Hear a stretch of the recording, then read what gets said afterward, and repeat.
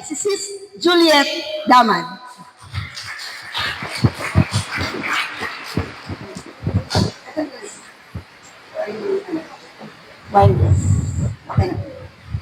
Thank you, Sis Pia. Good evening po, brothers and sisters. Kumusta po tayong lahat? Okay. Habang inaantay po natin ang aking presentation, hayaan niyo po ako na bigyan po kayo ng konting trivia. At nababagay po ito sa ating month, pinagdiriwang ngayong buwan ng Abril. Okay? So,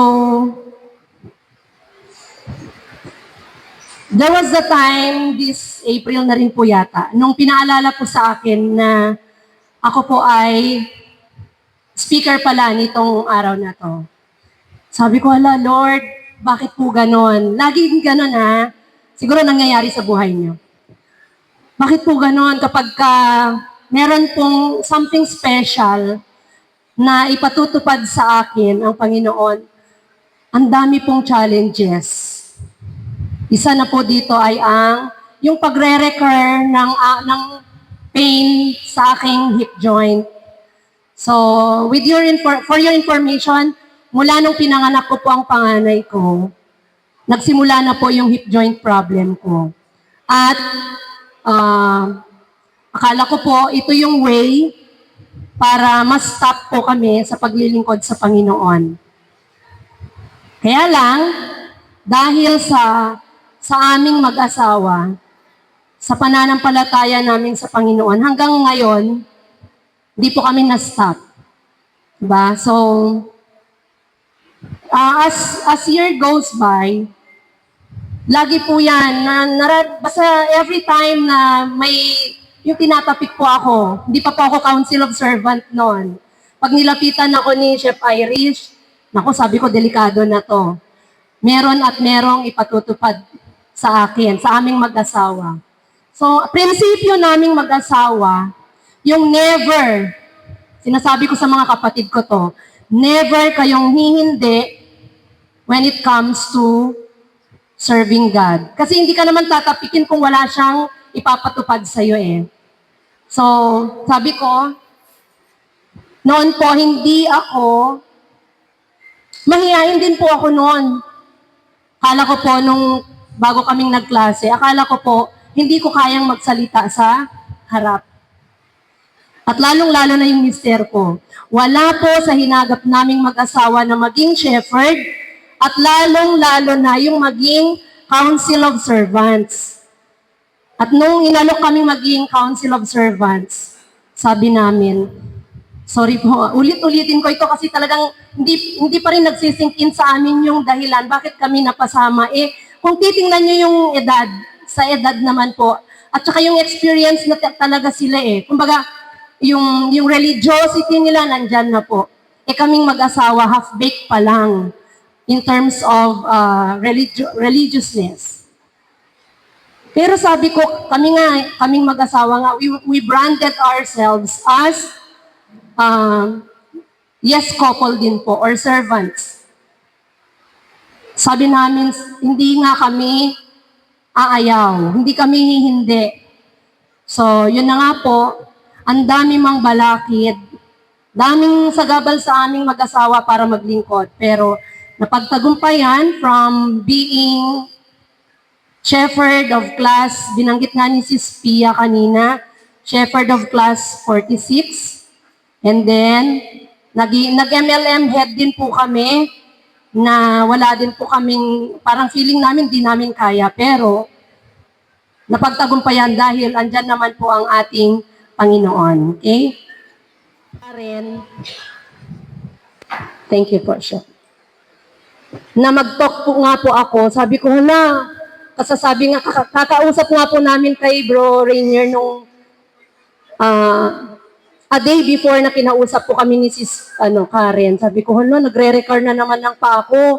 Makakatayo kaya ako sa harap? Pero never akong nagsabing, sis, hindi ko po kaya.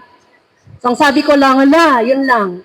Pero nag-pray ako right away na I want to talk, I want to deliver the talk that you want me to talk to my brothers and sisters. Alam niyo po, mula noon hanggang kahapon, ang dami pong, hindi lang yung pa ako, yung aming school works, talagang sobrang bugbog kami sa school reports. Kaya hindi, sa totoo lang po, katatapos kong ginawa. Bugbog po kami, Chef, sa school works ngayon. Andyan po yung checking ng forms, na habang may bata ka, tas biglang may tinuturuan ka pa, biglang ipatawag ka ng principal. Kahapon, sabi ko, wow, shortened period kami, kaya ko nang gawin. Ituloy ko na yung presentation. Nangyari, biglang pinatawag ako ng principal. Ma'am Gamad, dumating po ang teacher applicants, 2 po yun. Sabi ko, naku, hindi ko na naman matatapos yun. So bahala ka na, obserbahan mo sila, magtawag ka ng kasama mong MT, master teacher. So sabi ko, Lord, ito po ba ay talagang test para hindi po ako matuloy mag-talk? Pero hindi ko po inisip na hindi ako matutuloy mag-talk. Parang nagbabadya lang. So sabi ko sa asawa ko kagabi, ano kaya sabihan ko na si Sis Pia kasi ayun nga, yung checking of forms biglang yung mentis ko na kinder at SPED, magmo-moving up na hindi pa na-check yung forms nila. Ang daming teachers noon. 14 kinder teachers times 2 classes nila kasi 2 section ang hawak ng bawat isa. Tapos 5 SPED. So sabi ko, ito po ba yung mga way nyo para i-test na naman po ang aking faith? Pero thanks God, andito po ako dahil sa ating Panginoon. Palakpakan po natin ang ating Panginoon. Okay. Na sabi ko, ano kayong magandang talk? Nung nag-iisip ako, ano kayong magandang talk? April. So sabi ko, that time, biglang nag-flash sa TV namin yung road rage, tapos yung teacher na biglang sinaksak ng kanyang asawa sa school. So sabi ko, parang nagsasabi sa akin ng Panginoon na ito yung topic mo. Okay? So, that prompted me to take this up.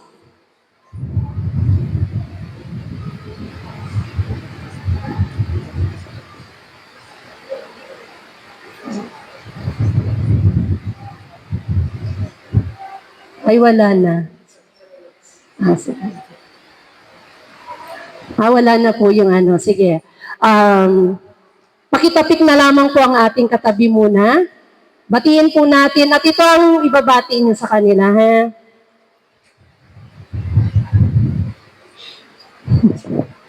Ibang-ibang bati po ito. Ang sasabihin po ay, habang tinatapik, nag-level up ka na ba? Left and right. Go.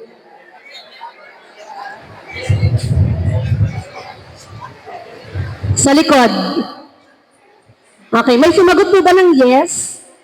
Taas ang kamay. Mahihayin kayo ha. May sumagot po ba ng no?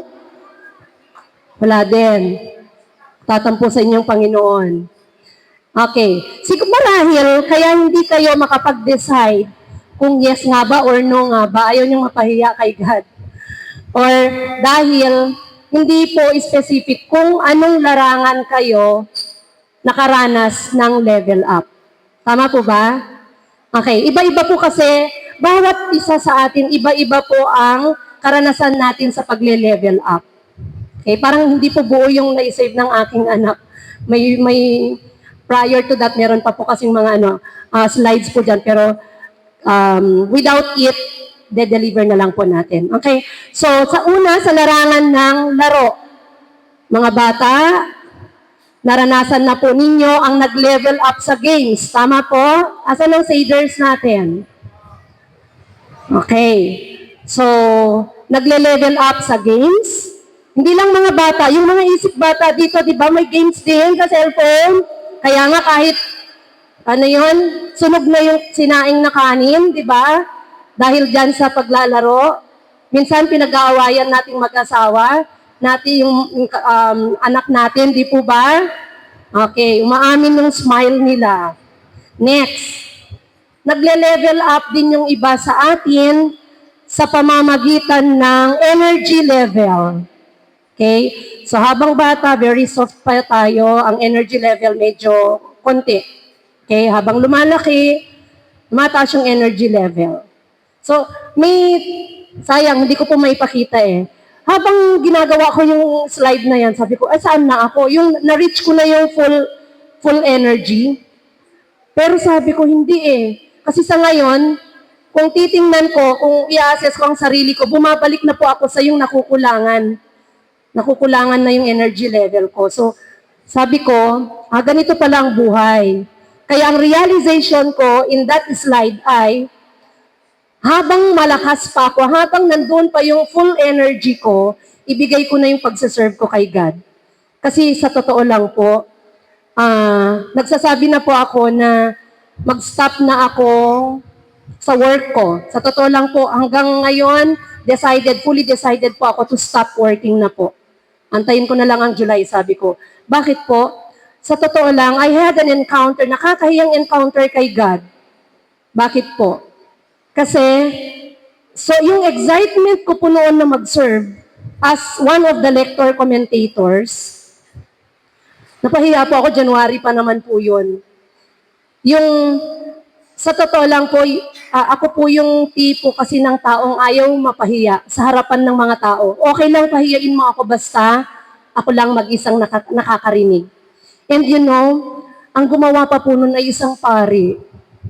So sabi ko, hindi po dito, hindi sa ating love na love ko po yung pari natin.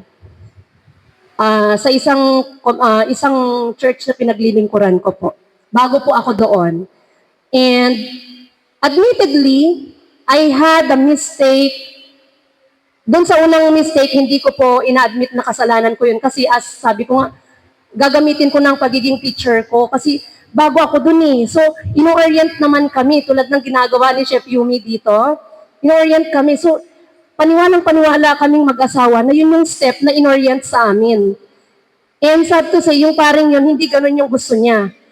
So, nagulat ako kasi nung pagkapahiya po niya sa akin ay talagang embarrassed po ako kasi yung altar, sa Kristan po doon, nung nagbasa ako ng second reading yun eh, ang mali ko po ay ibinaba ko yung gospel book sa second layer.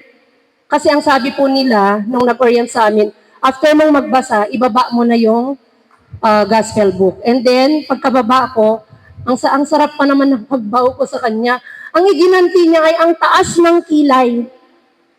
Taas ng kilay niya na talagang galit na galit. Napatingin, may estudyante ako doon. Mga churchgoers doon, mga kapitbahay namin sa Payatas. Sa Payatas po nangyari yun. Sabi ko, anong mali ko? Pagbaba ko, yung first reader, sabi niya, ay, nag-ma'am sa akin kasi parent din po namin yun. Ma'am, sana wag niyo pong ibaba. Ay, sabi ko, bakit mali po ba? Iyon kasi yung orientation sa amin. Tapos, pag si Father ganito, wag pong ibababa. Wala pong, sabi ko, sorry, wala pong specification sa amin na kapag si paring ganito, hindi ko ibababa or hindi namin ibababa. So, ang intindi namin sa orientation sa aming mag-asawa, kasi sabay kaming nag-attend ng seminar ng husband ko.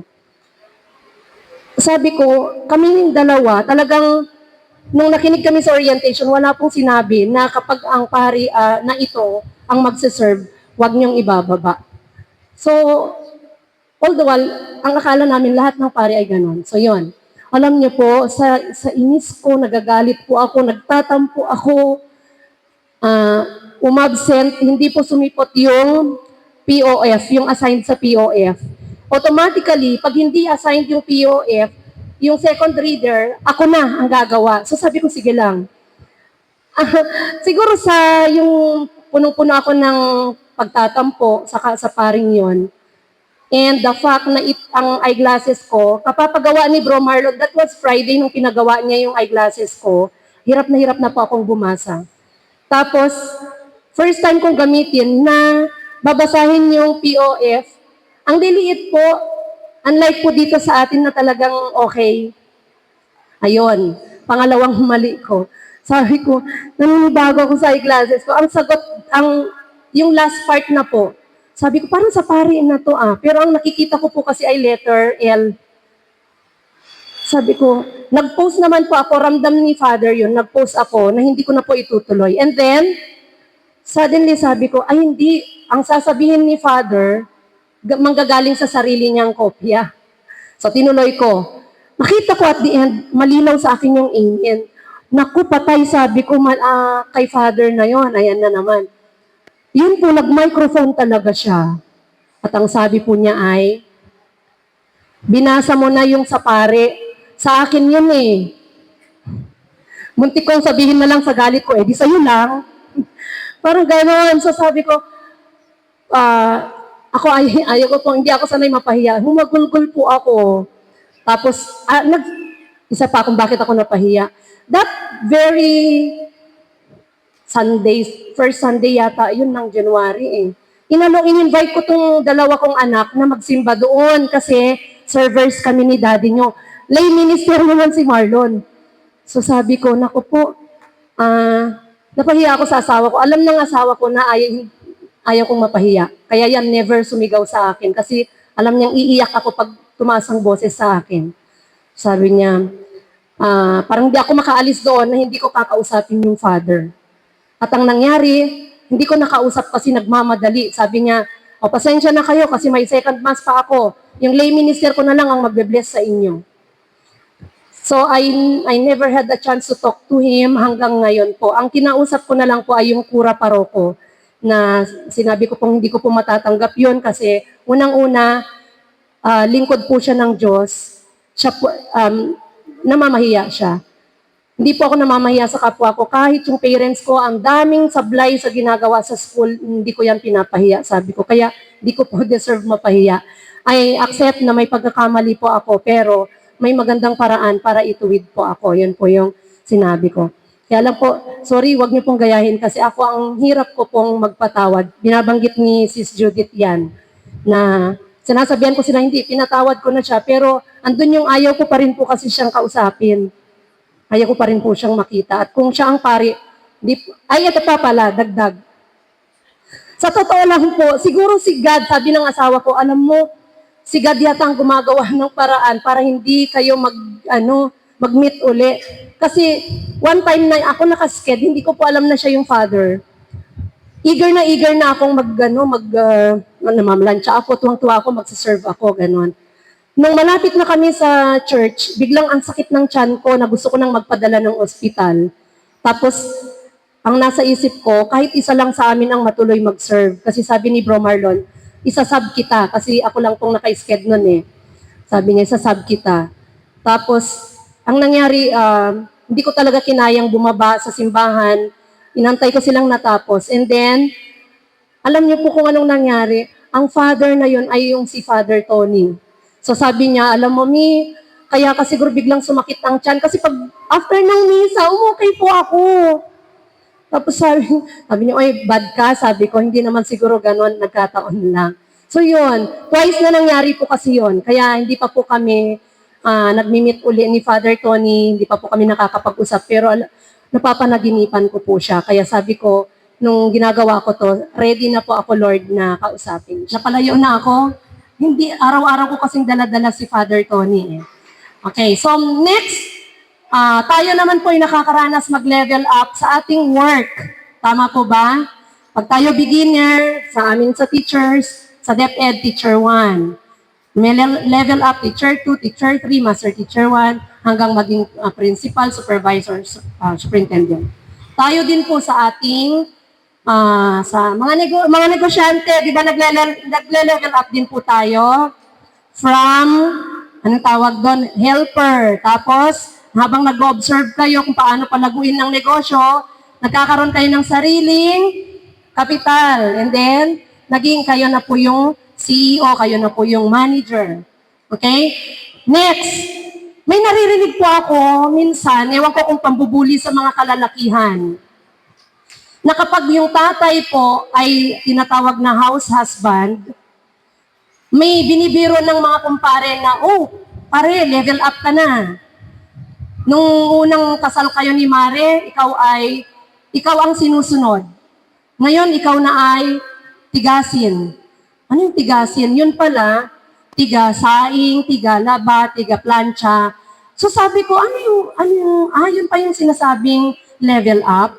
Pero sa totoo lang po, honestly, I admire so much yung mga husbands na ginagawa yung gawain ng mga magulang, ng mga wife nila sa tahanan.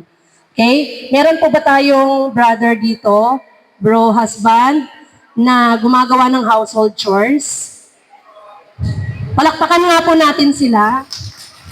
Alam niyo po, wala dito ang brother husband ko, pero siya ang number 1 kong ihalimbawa. Sayang wala po siya ngayon, naka-duty. Sabi ko sa kanya, pasensya ka na di ha, parang sobrang tuwang-tuwa lang ako kay God kasi kahit galing yung trabaho, alam ng mga kapatid ko, si kuya kahit galing trabaho, pag alam niyang naglalaba po ako, diretso yan, maghubad ng uniform, diretso yan, tutulong po sa akin kasi ayaw niya pong makita na ako po ay mag-isang naglalaba. Ganon din sabi ko, ang saya. Sana hindi magbabago ang mga ganoong asawa. So kayong mga bro na nagtaas ng kamay, keep it up. Pagpatuloy niyo po yan kasi alam ko mas mabibless po kayo kay God. You are only showing, sabi ko, na mahal nyo ang inyong mga asawa. Kaya kung nanonood ngayon si Dalisay, I thank God kasi ginagawa niya. Hindi ko po nasasabi sa kanya personally, pero sabi ko, sa talk ko, sana free siya. Hindi po kasi. Okay po. Now, may last intro. Last part ng intro ay yung may pyramid po dyan na nagsasabing, parang yung decision natin on what to put first. Pyramid po siya, na may nakalagay po doon na hobbies, yung pinakatuktok. Di ba kapag pyramid, ang tuktok ay maliit.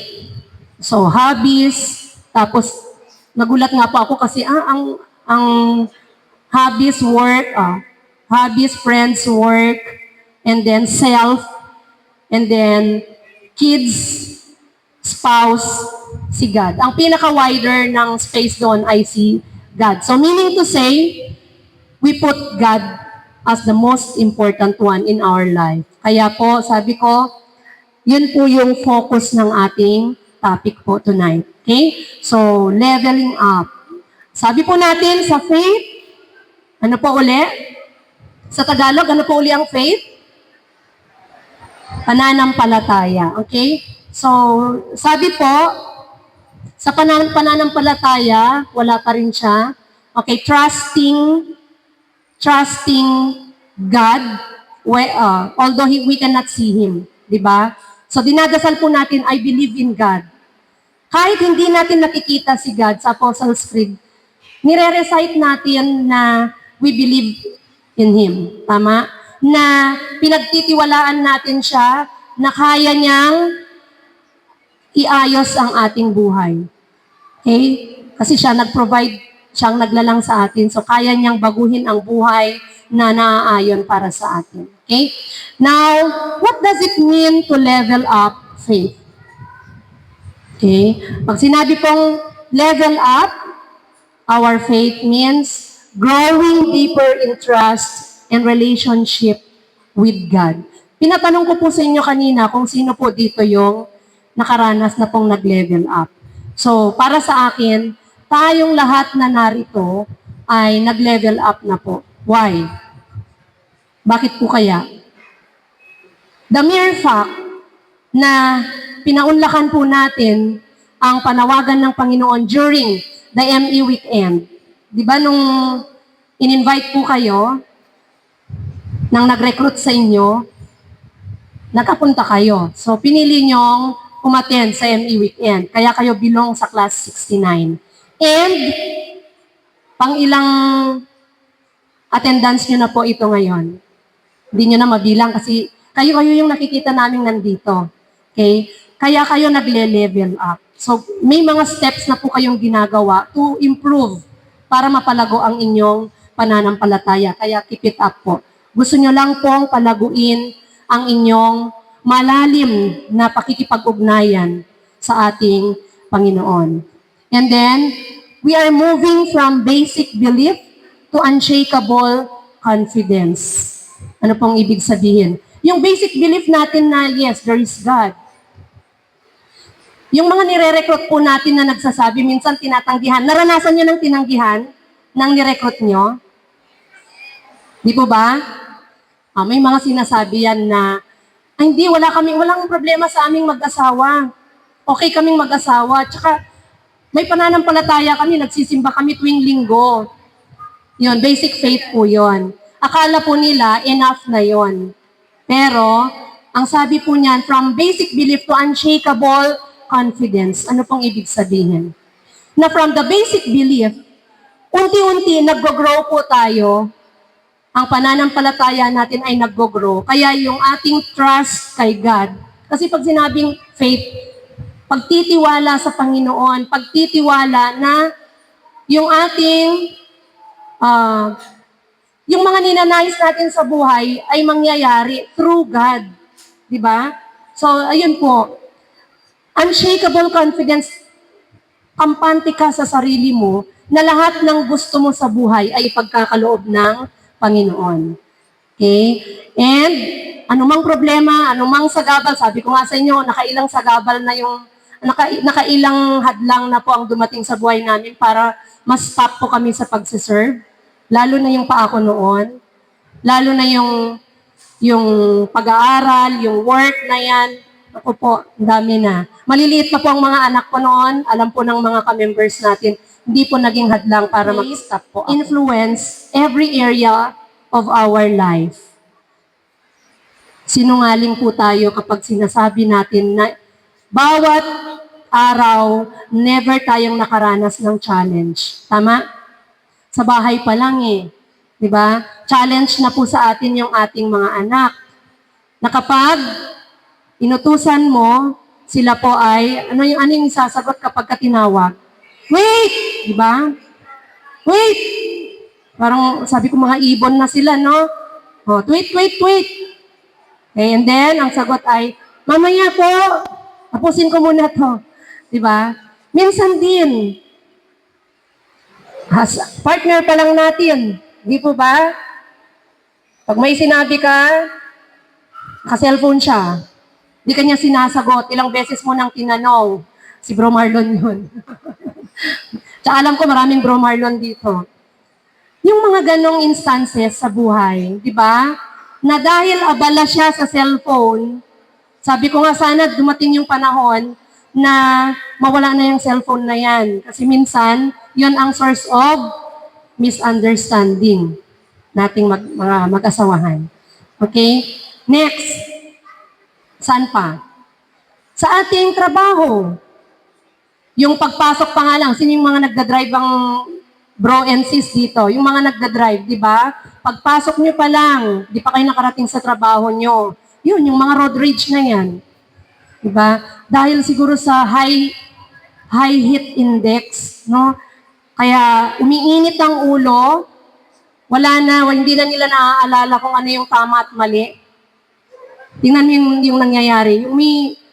Hindi ko pa alam kung napanood nyo yun eh. Yung may mga asawa silang dala na hindi ko masyadong napanood, pero anak ko at asawa ko nagsasabi, Mami, yung imbes na bariling niya yung kaaway niya sa daan, asawa pala daw niya yung nabaril. No?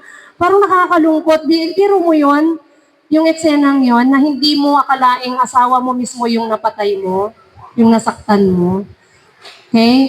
Next, sa workplace mismo, minsan ka-office mate mo, minsan boss mo, di ba? Hindi lang minsan pala, madalas yan. Kasi lalo sa amin, trabaho nila ipagawa sa amin, di ba? Buti na lang Kristiyano, nasa survey day kami. Di ba si Sweng, Bro Celso, Sis Judith? Yon. Talking through experiences po tayo. Good thing sa mga secondary teachers dito, parang hindi masyadong nakaranas ng ganon. Kami sa basic ed, grabe po. Kaya sabi ko, ang i-intro ko nga sana dyan, saan aabot ang 20 years mo? Kasi 20 years in service na po ako noong July. Supposedly last July po ako mag-end ng service. Pero binabanggit po sa akin na i-extend mo kasi sayang, kailangan ka pa ng school, ang daming sinasabi, sayang yung income mo. Sabi ko, Ang ipaprioritize ko ba yung income ko over my health? Kasi sa totoo lang, ngayon, thank God, bumalik po ang boses ko. Previous months, kapag straight po kaming magturo, sa 6 na klase ko, dire-diretsong magturo kay ayaw ko namang andun ako sa classroom ko, paupo-upo. Masama sa loob ko yung hindi ko naituro yung topic ko. So, at the end of the day, wala na, gasgas na ang boses ko. Hindi na po ako makakapagsalita. And then, every PG, sabi ko sa kanila, ang lagi kong litanya sa mga bata, sinira niyo yung vocal cord ko, hindi na ako nakakakanta sa church. Yan. So, bata pa kasi eh. Kapag yung gagasgasin man ng boses mo, pag Teacher's Day naman yun, lalambingin ka na kung ano-ano nang bibigay. Pero sabi ngo, binibiro ako ng iba. Ang dami mong bit-bit.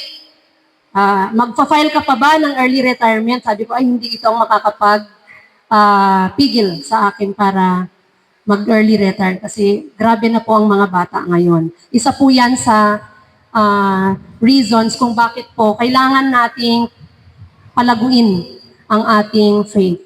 Sana dire-diretso, tuloy-tuloy po tayo na mag-recruit, lalo po kayo, class 69. Saan yung mga class 69? Yan. Sana hindi po nagtatapos sa pagpapaklase yung ito ang pagre-recruit. Kasi tayong lahat na nandito na nagle-level up ang faith, tuloy-tuloy po nating maglapit ng mga mag-asawahan kasi sa totoo lang, ang dami pong mag-asawahan ang nangangailangan ng marriage encounter seminar. Kasi sa pamilya, kung magturo kayo o makapunta kayo sa mga public schools, sobra po. Ang kanilang mga anak, sobrang nangangailangan ng kalinga ng mga magulang kasi mag-asawa pa lang sobrang magulo na. Okay? So, yun. Next po ay, why do we need to level up sa ating palagay? So, sabi po sa Santiago sa Filipino, James 1 verse 3, because you know that the testing of your faith produces perseverance. So, ibig pong sabihin, kailangan po talaga natin lumago sa ating pananampalataya sapagkat diyan po tayo nagkakaroon ng tibay kapag tayo ay sinusubok. Ilang beses na tayong sinubok, tama?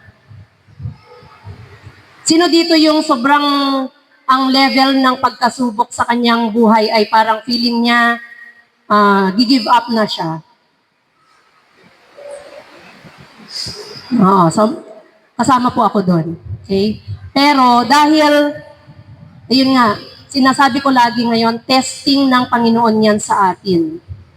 It's just a test. Tinitingnan lang po kung gaano katibay ang ating pananampalataya.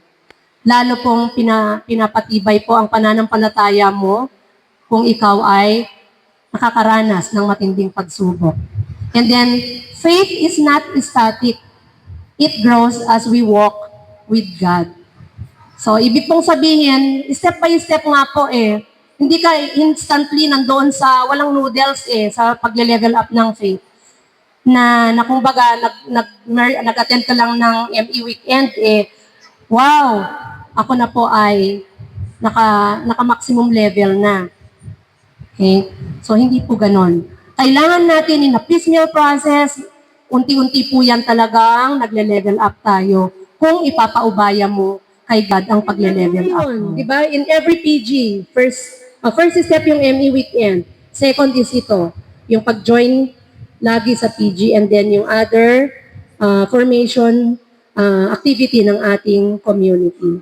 Next po, stronger faith brings peace, boldness, and joy. Ayan, kakaranas tayo ng kapayapaan, yung katatagan po ng loob natin. Sa totoo lang po, medyo hesitant pa po akong lumapit noon kay Bro Rainier kasi sa totoo lang, 2000, pagkapanganak ko sa panganay ko, 2004, doon ko na po napansin, nabinat po ako sa sobrang sipag. Kaya yung masisipag dito, bawasan ang kasipagan. Doon ko po nakuha ang aking hip joint problem. Kasi 1 month pa lang po akong nanganak, bumalik na po ako sa duty dahil new teacher po ako noon na nagbuntis. Okay? And nag-tutor po ako ng magkapatid na kasi sa sobrang awa ko, yun yung lahat ng bagay na nasosobrahan kasi masama din. So sa sobrang awa ko sa mga estudyante, magkapatid na yon, ang nanay nila ay flight attendant, walang magre-review sa kanila. So pinupuntahan ko, ayun, nabinat po ako. And dun po na ang sabi, ang term po sa sakit ko sa paa ko ay avascular necrosis na inexplain ni bro sa amin noon kung ano po yun. At agarang operasyon yung kailangan. Kaya thank you so much kay bro kasi isa po siya sa naging instruments ni God para maging, ayun yung boldness, naging matapang ako. Kasi biro nyo, 2005, nung sabi ng orto ko, kailangan mong maopera. At kailangan wag ka nang mag-anak. Dapat isang anak ko dahil dyan sa hip joint problem. Pero nung lumaki ng 6 years si Mikhail, nag-pray kami na gumaling po, answered prayer. And hindi lang gumaling kundi yung fear kong magkaroon ng pangalawang anak ay napawi. So, naging malakas both of us ni bro, naging malakas yung faith namin na kaya ko nang magkaroon ng second child without asking my ortho. Kaya nagkaroon ako ng pangalawang anak. Hindi lang pangalawa. Pagkapanganak ko sa pangalawa, nag-recur po uli. At si bro Marlon na yung kinausap na wag ka nang, ikaw na tatay ang kakausapin namin. Hindi na pwedeng buntisin. Hindi na pwedeng buntisin ng asawa mo kasi very risky na sa kanya. So, ayun. Siguro will ni God yung bunso po namin. Kasi ang sinasabi ko po, nagdidiskusyon kami. Gusto ko kasi magkaroon ng babaeng anak kasi iba pa rin yung care ng babaeng anak. Sorry mga bro ha, hindi ko naman nilalahat. Pero yun yung observation sa family po kasi namin. Pasensya na po ha, observation lang po. Na kapag babae ang anak, sobrang mag-care. Pero ngayon, medyo nabe-break na yung paniniwala ko kasi sa totoo lang, lalaki yung pangalawa ko, pero mas doon ko po nakita yung pagkikare. Siguro bata pa naman sila. And the way we rear them up, yun po siguro yung makakapag mold sa kanila kung paano maging caring sa magulang. Okay? So yun. Mga miracles ni God po yun. Yun yung mga impossible. Diba? Pero ang impossibilities na yun ay nangyari dahil sa faith kay God. Okay? So masaya. Masaya ang buhay dahil sa ating pananampalataya. Next po ay signs that we are ready to level up. So habang binabasa ko yan, ina-assess kong sarili ko, ready na pala akong mag-level up. Bakit? Yung feeling, lagi kang uhaw sa words of God. Alam niyo yung dati, yung usual na buhay ko po ay pag-wake up, o natuto ako sa survey day na upon waking up, pray. Noon. Pero, medyo hindi ganun ka-religiously na ginagawa.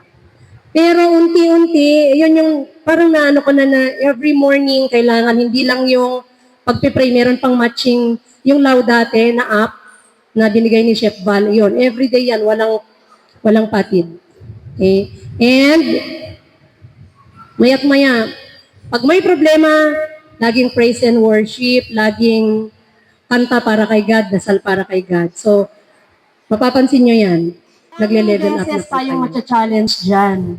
Pero dahil marunong ka nang humarap sa mga pagsubok na yan, hindi mo na siya susukuan, hindi mo na questionin ng Panginoon kasi kayang-kaya mo na. Andun na yung belief mo na si God talaga ipoprovide niya yung mga kailangan mo. And then, realizing surface level faith isn't enough. So, napagtatanto mo na pag sinabing surface level, kasi yung mababaw lang na pananampalataya, na yung shakeable siya. Sinasabi mo ngayon, Lord, naniniwala po ako na ibibigay mo po yung hinihiling ko. Pero pag hindi binigay ngayong gusto mong araw o moment na ibigay sa'yo, magtatampo ka na. O, tapos, stop sa praying. May mga ganong moments sa buhay natin. Okay? So, next po, steps to level up your faith. Ayun, yung daily prayer and worship, na yung lagi nating sinasabi, pagbangon, huwag ka agad cellphone, basa, games, o ano. Okay lang yung may app ka doon na religious app, magdasal ka doon, pwede yon. And, surround yourself with faith-filled people. Ayan, isa po yan sa dahilan kung bakit nag-grow kami mag-asawa sa aming pananampalataya. Sa totoo lang po, lagi kong babanggitin ito ha, ang shepherd po namin, naging inspiration po namin kaya sabi ko, paano, noon talagang may mga yung nagchat-chat ka, di ba? Gusto kong umattend, pero ay wag na lang kasi ang dami kong gawain.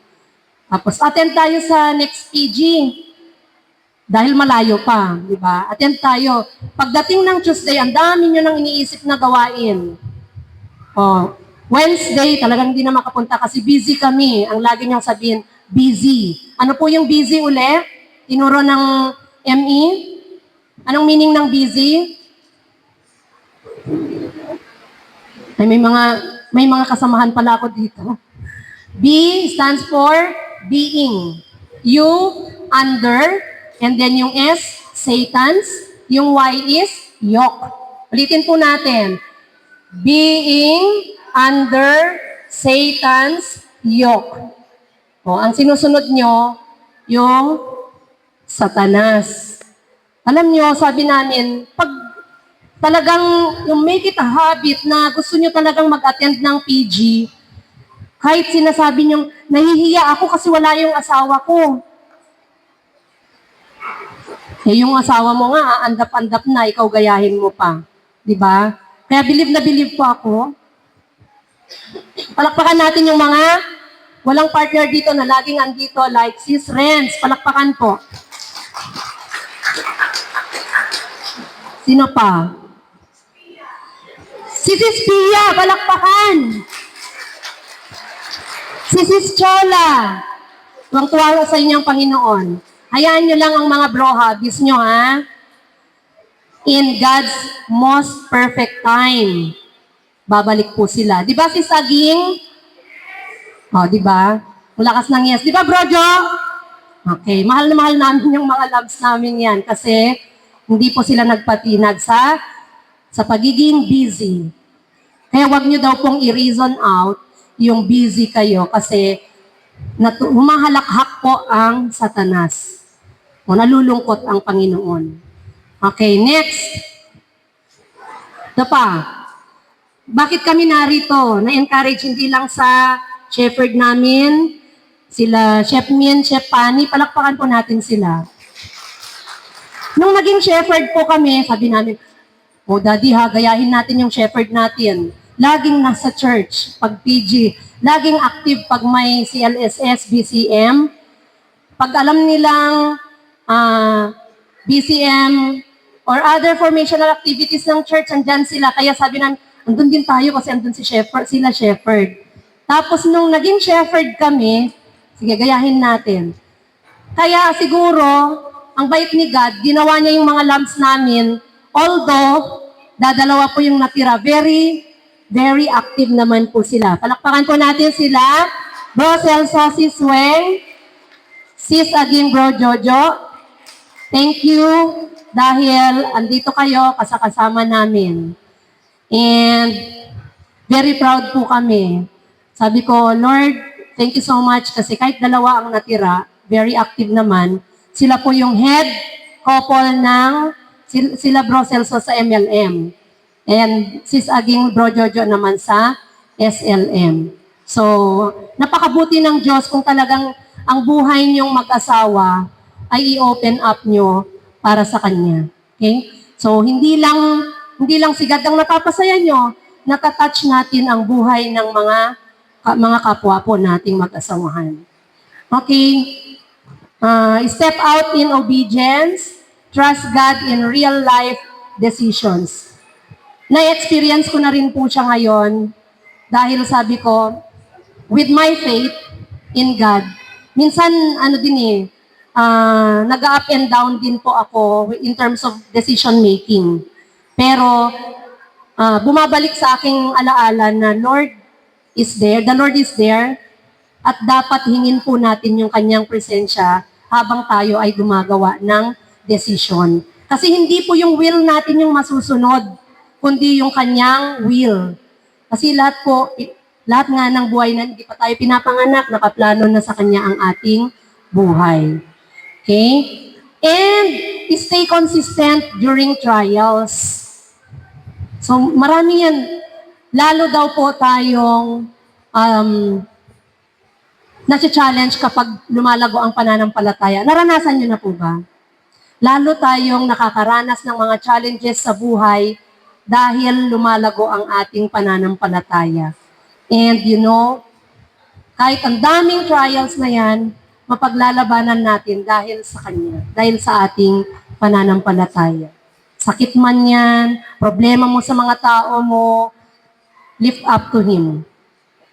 Problema sa negosyo mo, lift up to Him. Problema sa taong mahal mo, dahil sa kanyang behavior, problema nating mga teachers sa ating mga estudyante, let's lift up to God. Okay? Maging consistent po tayo. Hindi po ibig sabihin, tingnan nyo yun pari yun. Di ba? Pero minsan, kaming mga council of servants nyo, huwag nyong isipin na, tayo lang ang ganito. Tayo lang ang aandap-andap minsan, o kaya tumatamlay ang pananampalataya. Kami man din po, mga pari man din po.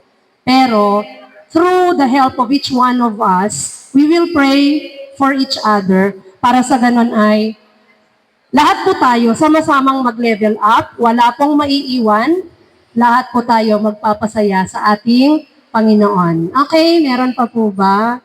Time na daw. Next po, Chef. So, isa na po ako doon dahil sa aking kapatid noon na nai-share ko, na muntik mawala sa amin, na kasama namin ngayon. Brobot, di ba? Abraham po yan. Si Brobot kasi andito, tingnan nyo, nag-attendance na. Palakpakan po natin si God dahil kapiling natin si Brobot. And David, magpaka-David po tayo. Ang daming Goliaths na darating sa ating buhay, pero mapaglalabanan natin kung tayo ay i-maintain yung leveling up ng ating faith. And of course, maging Peter tayo. Hindi lang sa tubig tayo dadaan, maging sa alapaap. Kahit saan mapunta, kasama natin ang Panginoon. Okay? Faith is stretched during tough times, yes. Nasa Romans 5:3-4, suffering produces perseverance, nabanggit naman na po. Don't fear challenges, let's face them with God. And, ayan, like a muscle, ang faith natin, the more daw po na nag-step up o nagle-level up po ang ating muscles, di ba? Kapag ginagamit natin, nagiging stronger. Ganon din po ang pananampalataya natin. Mag-step up ng pag-attend ng ME, pag-attend ng CLSS, BCM, every PG, andyan tayo. Lahat ng deepenings, puntahan natin, level up tayo. And then, ayun, requires exercise, lalo na yung prayer, yung pagtitiwala sa Kanya. Okay? And, personal faith journey natin, tanungin nyo na lang po ang sarili nyo, mag-usap kayo mamaya pag-uwi nyo, saan na po ang level ng faith mo. And, ano yung gustong ipapaniwala? Lahat po tayo may gustong ipapaniwala ang Panginoon. Pag-usapan po natin with our partners. Sa mga sailors, kaya nyo pong gawin yan mga anak. And then, what's one step you'll take to grow your faith? So, alamin po natin with the help of God. Let's ask always His help and guidance para po tayo ay lumevel up. Ayon sa Hebrews 11:6, without faith, it is impossible to please God. Kaya ang nais natin ay yung papurihan siya, yung ating relationship with Him ay very close, hindi bibitaw, and God is pleased by your pursuit of Him. Continue lang po ang ating pananampalataya. Keep growing, keep trusting, and keep leveling up. Yun lang po. Thank you so much, and God bless us all.